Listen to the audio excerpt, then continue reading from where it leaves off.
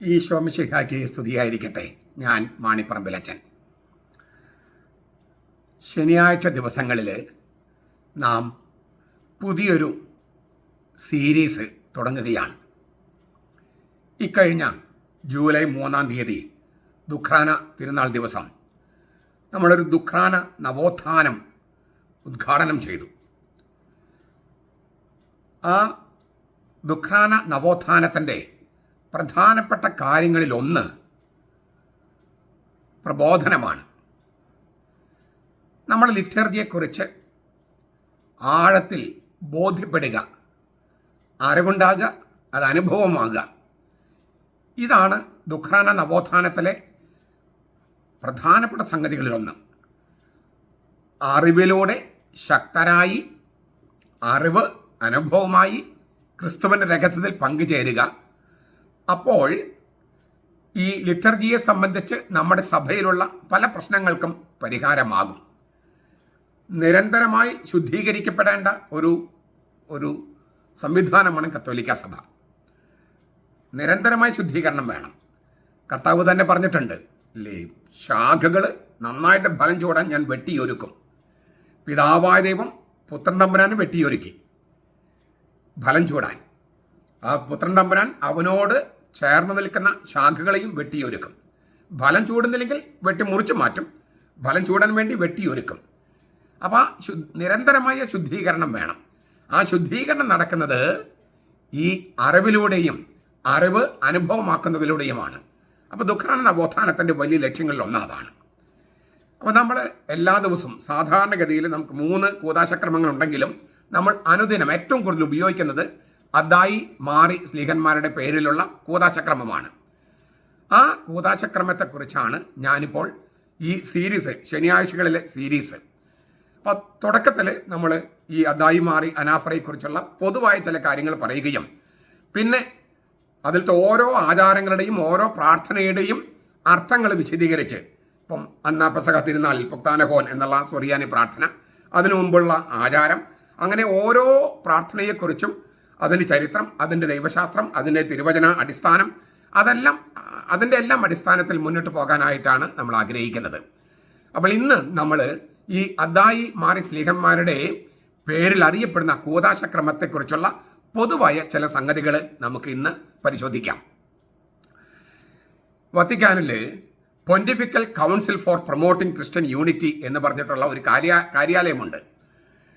ക്രിസ്തീയ ഐക്യം പ്രോത്സാഹിപ്പിക്കാൻ വേണ്ടിയുള്ള മാർപ്പാപ്പയുടെ കീഴിലുള്ള കാര്യാലയം. അതാണ് ഈ pontifical council for promoting Christian unity.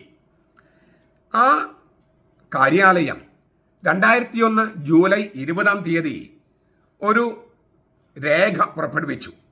ആ രേഖയുടെ തലക്കെട്ട് നിങ്ങൾക്ക് ഗൂഗിളൊക്കെ ചെയ്യുന്നതിൽ കിട്ടും, വത്തിക്കൻ സൈറ്റിൽ പോയാൽ കിട്ടും.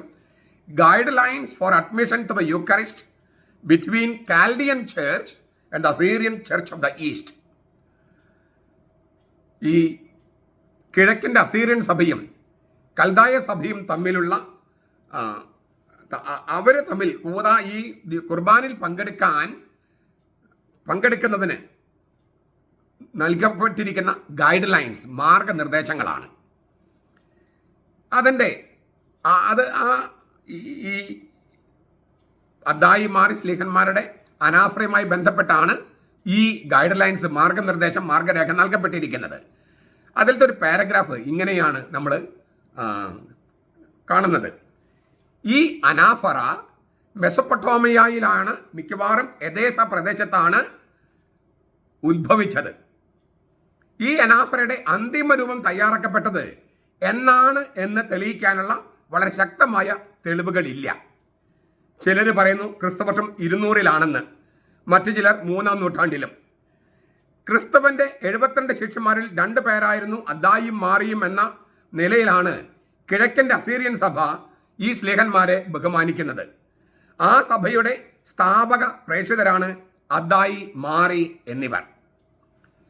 ഞാൻ അതിൻ്റെ ഇംഗ്ലീഷ്, വത്തിക്കാനിൽ പുറപ്പെടുവിച്ച ആ രേഖയുടെ ഇംഗ്ലീഷ് കൂടി ഒന്ന് വായിക്കുകയാണ്.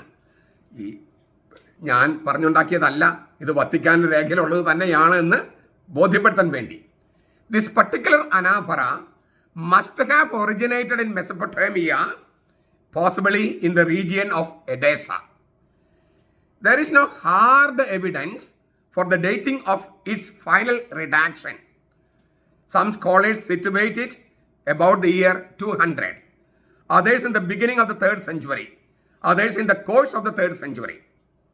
The Assyrian Church of the East highly respect this anaphora as an element of apostolic heritage they received from Addai and Mari, whom they venerate as 2 of the 72 disciples of Christ and as the founding missionaries of their particular church. സ്ലീഹന്മാരിൽ നിന്നുള്ള പൈതൃക ഒസിത്തായി കിട്ടിയതാണ് അദ്ദായി മാറി സ്ലീഹന്മാരുടെ പേരുള്ള അനാഫറ എന്ന് കിഴക്കൻ്റെ Assyrian സഭ വിശ്വസിക്കുകയും ഈ സ്ലീഹന്മാരെ അതുപോലെ ബഹുമാനിക്കുകയും ചെയ്യുന്നു. ക്രിസ്തുവിൻ്റെ 72 സ്ലീഹന്മാരിൽ 2 പേരാണ് ഈ അദ്ദായിയും മാറിയും എന്നാണ് കിഴക്കൻ അസീറിയൻ സഭ വിശ്വസിക്കുന്നതും ബഹുമാനിക്കുന്നതും. ക്രിസ്തുവിൻ്റെ ശിഷ്യന്മാരിൽ ഈ 72 ശിഷ്യന്മാരിൽ 4ാമത്തെ ആളാണ് അദ്ദായി എന്ന് റോമായിലെ ഹിപ്പോളിറ്റസ് എന്ന ചരിത്രകാരൻ രേഖപ്പെടുത്തിയിട്ടുണ്ട്. റോമായിലെ ഹിപ്പോളിറ്റസ് എന്ന് പറഞ്ഞാൽ ക്രിസ്തുവർഷം 165 ജനിച്ച് 235 മരിച്ച ആളാണ്. ക്രിസ്തുവർഷം 165 ജനിച്ച ആളാണ്. ആ ചരിത്രകാരൻ എഴുതിയിരിക്കുകയാണ്, റോമിലെ ഹിപ്പോളിറ്റസ് ഈ 72 ശിഷ്യന്മാരിൽ 4ാമത്തെ ആൾ അദ്ദായിയാണ്. കർത്താവിന് 72 ശിഷ്യന്മാർ. ആ 72 ശിഷ്യന്മാരുടെ കഥ ലൂക്കാസ് സുവിശേഷം 10-ാമത്തെ അധ്യായം 1 മുതൽ ഉള്ള വചനങ്ങളിലുണ്ട്. ഞാൻ ഈ അദ്ദായി സ്ലീഹായെ കുറിച്ച് തന്നെ ഒരു വീഡിയോ ചെയ്തിട്ടുണ്ട്. 1-2 വീഡിയോ ചെയ്തിട്ടുണ്ട്. 1-2-3 വീഡിയോ ചെയ്തിട്ടുണ്ട്. നിങ്ങളതൊന്ന് ഒന്ന് എൻ്റെ വീഡിയോസ് ഒന്ന് തിരഞ്ഞാൽ അവിടെ കിട്ടും. വിശദമായിട്ട് ഞാനവിടെ പറഞ്ഞിട്ടുണ്ട്. ഈ കർത്താവിന് 12 സ്ലീഹന്മാർ, ഓരോ സ്ലീഹന്മാരുടെ കീഴിലും 6 പേര്. അപ്പോൾ 12 72, അങ്ങനെയാണ് 72 ശിഷ്യന്മാർ. അപ്പോൾ യേശുവിന് 12 സ്ലീഹന്മാർ, ഓരോ സ്ലീഹന്മാരുടെ കീഴിലും 6 പേര്, അങ്ങനെ 12 72. ആ 72 പേര് കർത്താവ് പ്രേക്ഷിതപ്രവൃത്തിക്ക് അയക്കുന്നു. ലൂക്കാസ് സുവിശേഷം 10-ാമത്തെ അധ്യായം 1 മുതലുള്ള വാക്യങ്ങളിൽ. ആ അങ്ങനെ അയക്കപ്പെട്ട തോമസ് ലീഗയുടെ കീഴിലുള്ള 6 പേരിൽ 4ാമത്തെ ആളായിട്ടാണ് ഈ 72 പേരിൽ 4ാമത്തെ ആളായിട്ടാണ് ഹിപ്പോളിറ്റസ്, റോമായിലെ ഹിപ്പോളിറ്റസ് അദ്ദായി എന്നുള്ള പേരവിടെ എഴുതുന്നത്. ചുരുക്കത്തിൽ അദ്ദായി എന്ന് പറയുന്ന ആള് തോമസ് ലീഗയുടെ ശിഷ്യനും തോമസ് ലീഗ യേശുവിൻ്റെ ശിഷ്യനുമാണ്. ഈ തോമസ് ലീഗയുടെ കീഴിലുള്ള ശിഷ്യന്മാരും 6 പേര്, ഈ അങ്ങനെ 12 സ്ലീഹന്മാരുടെ കീഴിലും 6 പേര്, ആ 72 പേരെയും കർത്താവ് ഈശോമിശിഹ തന്നെ പ്രേക്ഷിത പ്രവർത്തനത്തിന് അയച്ചിട്ടുണ്ട്. ഇത് ബൈബിളിലുള്ള സംഗതിയാണ്. ആ അദ്ദായി സ്ലീഹയുടെ പേരിൽ അറിയപ്പെടുന്ന മാറി, അദ്ദേഹത്തിൻ്റെ ശിഷ്യൻ മാറിയുടെ പേരിൽ അറിയപ്പെടുന്ന കൂദാശക്രമമാണ് അദ്ദായി മാറി സ്ലീഹന്മാരുടെ കൂദാശക്രമം എന്ന് പറയുന്ന നമ്മൾ അനുദിനം ഉപയോഗിക്കുന്ന കുർബാനക്രമം. നിങ്ങളുടെ കയ്യിൽ കുർബാന തക്സയില്ലേ, കുർബാന ടെക്സ്റ്റ്, ആ ടെക്സ്റ്റിൻ്റെ കാര്യം ഞാൻ ഈ പറയണേ. അദ്ദായി മാറി സ്ലീഹന്മാരുടെ പേരിലുള്ള കൂദാശക്രമമാണ് നാം നിത്യവും ഉപയോഗിക്കുന്ന കുർബാനക്രമം. പള്ളിയിൽ കുർബാന ചൊല്ലുന്നില്ലേ, കുർബാന നമ്മൾ പങ്കെടുക്കുന്നില്ലേ, ആ കുർബാനക്രമത്തെക്കുറിച്ച് ഞാൻ പറയണേ. AD 100 എഴുതപ്പെട്ട ഒരു രേഖയാണ് 12 അപ്പസ്തോലന്മാരുടെ പ്രബോധനം, അല്ലെങ്കിൽ ഡിഡാഹെ അല്ലെങ്കിൽ 12 അപ്പസ്തോലന്മാരുടെ പ്രബോധനം. ആ പ്രബോധനത്തിൽ ആ രേഖയിൽ ഒരു കുർബാനക്രമമുണ്ട്, അനാഫറയുണ്ട്. അതിലെ അനാഫറയും ഈ അദ്ദായിമാരുടെ സ്ലീഹന്മാരുടെ അനാഫറയും തമ്മിൽ വല്ലാത്ത സാമ്യങ്ങളുണ്ട്. ഞാൻ 3 പ്രധാനപ്പെട്ട സാമ്യങ്ങൾ ചൂണ്ടിക്കാണിക്കാം. ഒന്ന്, ആ ഡിഡാഹെ എന്ന് പറയുന്ന രേഖയിലുള്ള അനാഫറ, അത് ക്രിസ്തുവർഷം 100 എഴുതപ്പെട്ടതാണ്. അതിൽ സ്ഥാപന വിവരണമില്ല. ഇത് എൻ്റെ ശരീരം ആകുന്നു, ഇത് എൻ്റെ രക്തമാകുന്നു, അതാണ് കുർബാനയുടെ സ്ഥാപന വാക്യങ്ങൾ. ആ സ്ഥാപന വാക്യങ്ങൾ ഇല്ല ഡിഡാഹയിലുള്ള അനാഫറയിൽ. ഈ അദ്ദായിമാരുടെ സ്ലീഹന്മാരുടെ കുർബാനയിലും ഈ സ്ഥാപന വാക്യങ്ങൾ ഉണ്ടായിരുന്നില്ല. ഇപ്പം നമ്മൾ ഉപയോഗിക്കുന്നുണ്ട്, അത് പിന്നീട് കൂട്ടിച്ചേർത്തതാണ്. ഒറിജിനൽ മൗലികമായ ഈ അനാഫറയിൽ അതില്ല. ഇപ്പോഴും ഈ കിഴക്കൻ അസീറിയൻ സഭ ഉപയോഗിക്കുന്ന അനാഫറയിൽ അത് കൂട്ടിച്ചേർത്തിട്ടില്ല. അവരത് ആ പൗരാണികമായിട്ട് തന്നെ നിലനിർത്തിയിരിക്കുകയാണ്. അത് വാസ്തവമാണെന്നും അത് കുർബാനയാണെന്നും അത് കൂദാശയാണെന്നും വത്തിക്കാൻ അംഗീകരിച്ചിട്ട് കൊടുത്തിരിക്കുന്ന ഗൈഡ് ലൈനാണ് നമ്മൾ ഈ പറയുന്ന ഗൈഡ് ലൈൻ. നമ്മൾ അതിൻ്റെ വിശദാംശങ്ങൾ പിന്നീട് കാണും. ഇതിലത്തെ ഓരോ ഖണ്ഡിക നമ്മൾ പഠിക്കേണ്ടതാണ്. നമ്മൾ വെറും ഇങ്ങനെ ഭാവന കൽപ്പിതമായിട്ടല്ല നമ്മൾ കാര്യങ്ങൾ പറയണേ എന്നുള്ളതിന് വലിയ തെളിവാണ് വത്തിക്കാൻ അംഗീകരിക്കുകയും പുറപ്പെടുവിക്കുകയും ചെയ്തിരിക്കുന്ന ഈ രേഖ. അപ്പോൾ ഡിഡാഹെ എന്ന് പറയുന്ന ക്രിസ്തുവർഷം 100 എഴുതപ്പെട്ട 12 അപ്പസ്തോലന്മാരുടെ പ്രബോധനങ്ങൾ എന്ന രേഖയിലുള്ള അനാഫറയും അദ്ദായി മാറി സ്ലീഹന്മാരുടെ പേരിലുള്ള അനാഫറയും, 2 അനാഫറകളിലും അവയാണ് ഏറ്റവും പൗരാണികം. സ്ഥാപന വാക്യങ്ങളില്ല. ഇത് എൻ്റെ ശരീരമാകുന്നു, ഇതെൻ്റെ രക്തമാകുന്നു എന്ന് പറയുന്ന സ്ഥാപന വാക്യങ്ങളില്ല. ഏറ്റവും പൗരാണികമായ കുർബാനക്രമത്തിലില്ല. ഇപ്പോഴും കിഴക്കൻ്റെ അസീറിയൻ സഭ ഉപയോഗിക്കുന്ന ആ കുർബാനക്രമത്തിൽ മൗലിക ക്രമമാണ് അവർ ഉപയോഗിക്കുന്നത്, അതിലില്ല. ഒന്ന്. രണ്ട്, മറ്റ് ലിറ്റർജികളിലൊക്കെ ഇപ്പം 3-ാം നൂറ്റാണ്ടിന് ശേഷം 4-ാം നൂറ്റാണ്ടിനായ ലിറ്റർജികളിലൊക്കെ യാക്കോബിൻ്റെ ലിറ്റർജി എന്ന് പറഞ്ഞ പാശ്ചാത്യ ലിറ്റർജി മലങ്കര സഭ ഉപയോഗിക്കുന്നത്, അല്ലെങ്കിൽ ലത്തീൻ സഭയിൽ ഉപയോഗിക്കുന്ന ലിറ്റർജി, അവയിലെല്ലാം ഗ്രീക്ക് ഭാഷയുടെ സ്വാധീനമുണ്ട്. എന്നാൽ ഈ അദ്ദായിമാർ സ്ലീഹന്മാരുടെ കുർബാനയിൽ ഗ്രീക്ക് ഭാഷയുടെ സ്വാധീനമേ ഇല്ല, ഒട്ടുമില്ല. പിന്നെ ഏത് സ്വാധീനമുള്ളത്? അതാണ് മൂന്നാമത്തെ കാര്യം എനിക്ക് പറയാനുള്ളത്. സെമിറ്റിക് ശൈലിയാണ്, സെമിറ്റിക് സ്വാധീനമാണ്. എന്താണ് സെമിറ്റിക് എന്ന് പറഞ്ഞാൽ? യഹൂദരുടെ ഭാഷ, ഹീബ്രു ഭാഷ, അരാമിയ ഭാഷ, സുറിയാനി ഭാഷ, ഇതൊക്കെയാണ് സെമിറ്റിക് ഭാഷകൾ. ഈ സെമിറ്റിക് ഭാഷയുടെ സ്വാധീനമാണ്, അല്ലെങ്കിൽ സെമിറ്റിക് ഭാഷയുടെ രീതിയാണ് ഈ അനാഫറയിലുള്ളത്. അതിനർത്ഥം നമ്മുടെ കർത്താവ് ഈശോ മിശിഹ സംസാരിച്ച അരാമിയ ഭാഷ, അതിനോട് ചേർന്ന് പോകുന്ന സുറിയാനി ഭാഷ, പഴയ നിയമം എഴുതപ്പെട്ട ഹീബ്രു ഭാഷ, ആ ഭാഷയോട് സാമ്യമുള്ള ശൈലിയാണ് ഈ അദ്ദായി മാറി സ്ലീഹന്മാരുടെ കുർബാനയിലുള്ളത്. എന്ന് വെച്ചാൽ അത് പഴയ നിയമത്തിൽ ആരംഭമിട്ട് യേശുവിൽ പൂർത്തിയായ ആ സംഭവത്തോട് അങ്ങേറ്റം കൂറു പുലർത്തുന്ന, അങ്ങേറ്റം അടുപ്പം പുലർത്തുന്ന ഒരു അനാഫറയാണ്. ഈ ഹീബ്രു ശൈലി, അത് യഹൂദരുടെ രീതി ആണെന്ന് കാണിക്കാൻ വേണ്ടി ഞാനൊരു 2 കാര്യങ്ങൾ സൂചിപ്പിക്കാം. ഒന്ന്, ഈ ബിർഖാത്ത് ഹാ മത്സോൻ എന്ന് പറഞ്ഞിട്ട് യഹൂദരുടെ ഒരു പ്രാർത്ഥനയുണ്ട്. ഭക്ഷണത്തിന് മുമ്പും പിമ്പുള്ള പ്രാർത്ഥനയാണ് ബിർഖാത്ത് ഹാ മത്സോൻ. ബിർഖാത്ത് ഹാ മത്സോൻ. ആ പ്രാർത്ഥനയുടെ ഘടനയും ശൈലിയുമാണ് ഈ അദ്ദായിമാരെ സ്ലീഹന്മാരുടെ കുർബാനയ്ക്കുള്ളത്. യഹൂദരുടെ ബിർഖാത്ത് ഹാ മത്സോൻ എന്ന് പറയുന്ന ഭക്ഷണത്തിന് മുമ്പും പിമ്പുമുള്ള പ്രാർത്ഥനയ്ക്ക് ഒരു പ്രാർത്ഥനയും ഘടനയുമുണ്ട്. അതിനോട് സാമ്യമുള്ളതാണ് അദ്ദായി മാറി സ്ലീഹന്മാരുടെ ഈ കുർബാനയ്ക്കുള്ളത്. ഇതെല്ലാം സൂചിപ്പിക്കുന്നത് അപ്പസ്തോലന്മാരിൽ തുടക്കമിട്ട അനാഫറയാണ് അദ്ദായി മാറി സ്ലീഹന്മാരുടെ അനാഫറ എന്നാണ്. അപ്പസ്തോലന്മാരിൽ തുടക്കമിട്ട ഒരു അനാഫറയാണ് ഈ അദ്ദായി മാറി സ്ലീഹന്മാരുടെ അനാഫറ. ഞാൻ ആവർത്തിക്കുകയാണ്, നാം ദിവസവും ഏത് കുർബാനയിൽ സംബന്ധിക്കുന്നുവോ ആ അനാഫറ, അത് ക്രിസ്തുവിൻ്റെ ശൈലിയോട് ചേർന്ന് യഹൂദനായ തോമാസ് ശൈലിയോട് ചേർന്ന് യഹൂദനായ ഈ അദ്ദായി മാറി അവരുടെ ശൈലിയോട് ചേർന്ന് പോകുന്നതാണ്. അതുകൊണ്ട് തന്നെ ഇതിൻ്റെ ഉത്ഭവം എന്ന് പറയുന്നത്, അതിൻ്റെ ന്യൂക്ലിയസ് തോമാസ് ലീഹയിൽ നിന്ന് കിട്ടിയെന്നാണ് വിശ്വസിക്കുന്നത്. തോമാസ് ലീഹനായ അദ്ദായിയിൽ നിന്ന് കിട്ടിയെന്ന് വിശ്വസിക്കുന്നു. അതിൻ്റെ ഒരു ഏകദേശ ഘടനാ രൂപം, ഒരു അന്തിമ രൂപം വന്നത് ഒരു പക്ഷേ AD 100 ശേഷമായിരിക്കാം. പക്ഷേ AD 100 തന്നെ ഈ ഡിഡാഹയിലും ഈ അദ്ദായിമാരെ സ്ലീഹന്മാരുടെ കുർബാനയിലും സാമ്യങ്ങൾ ഉള്ളതുകൊണ്ടും അത് സെമിറ്റിക് ശൈലി ആയതുകൊണ്ടും കത്തോലിക്ക സഭയിൽ തന്നെ ഏറ്റവും പുരാതനമായ ലിറ്റർജി ഇതായതുകൊണ്ടും ഇതിൻ്റെ ആധികാരികത വളരെ വലുതാണ്. ഒന്ന്, സെമിറ്റിക് ശൈലിയാണ്, യഹൂദ ശൈലിയാണ്, അരാമിയ, ഹീബ്രു, സുറിയാനി പാരമ്പര്യമാണ്, ഗ്രീക്ക് സ്വാധീനമില്ല. യഹൂദനായ തോമാസ് ലീഹായുടെ ചിന്താരീതിയും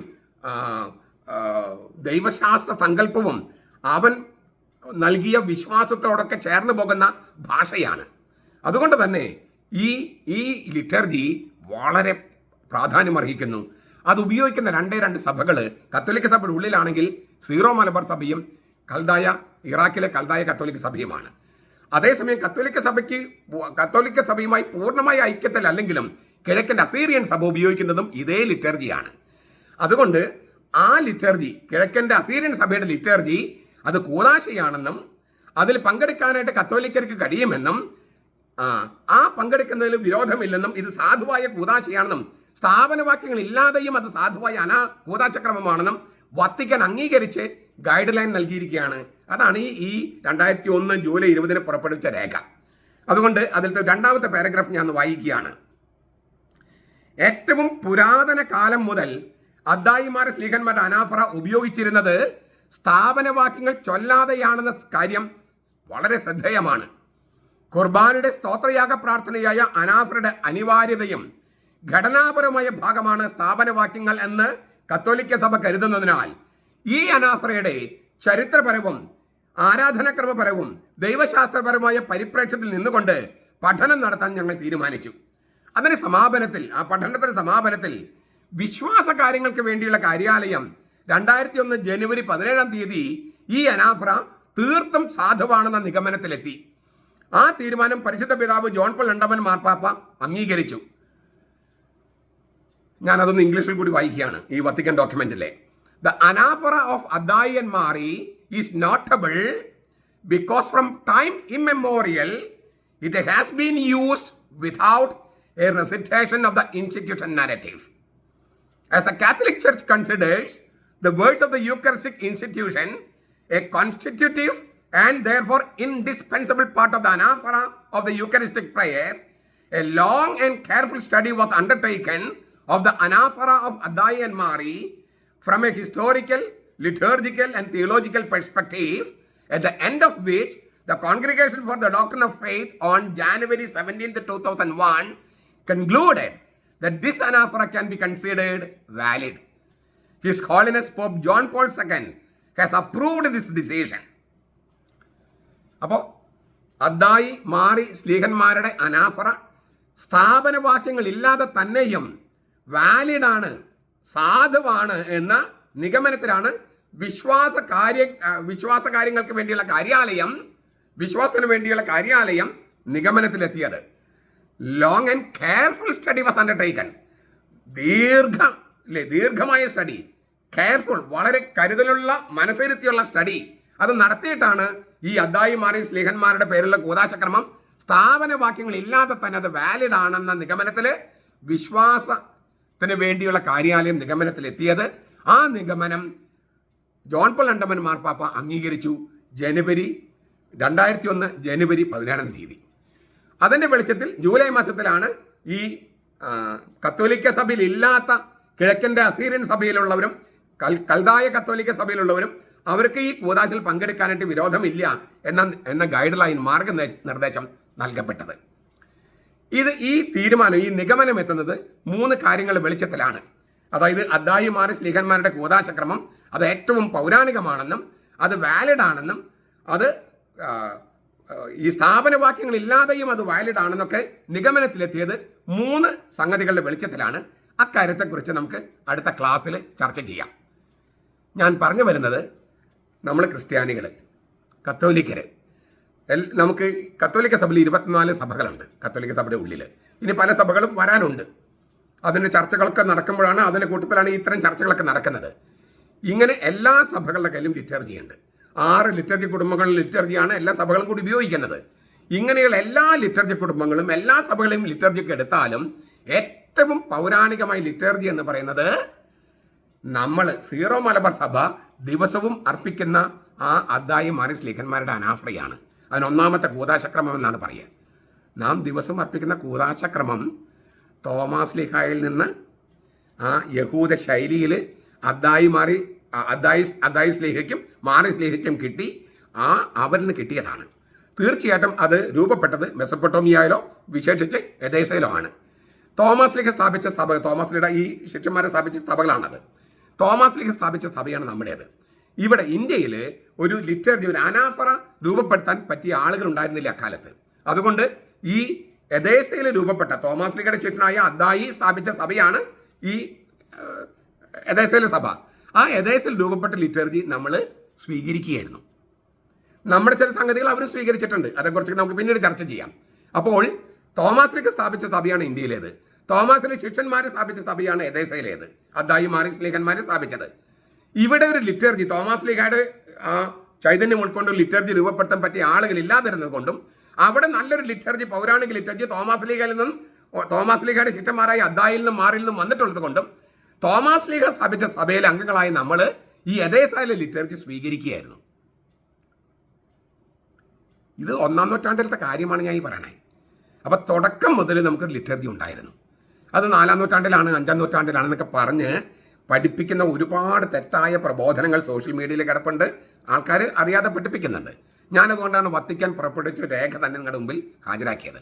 ഡിഡാഹെ എന്ന് പറഞ്ഞ 1-ാം നൂറ്റാണ്ടിലെ AD 100 ആ രേഖയുമായിട്ട് ഇതിൻ്റെ സാമ്യങ്ങളും ഞാൻ വെളിപ്പെടുത്തിയത് അതിനു വേണ്ടിയിട്ടാണ്.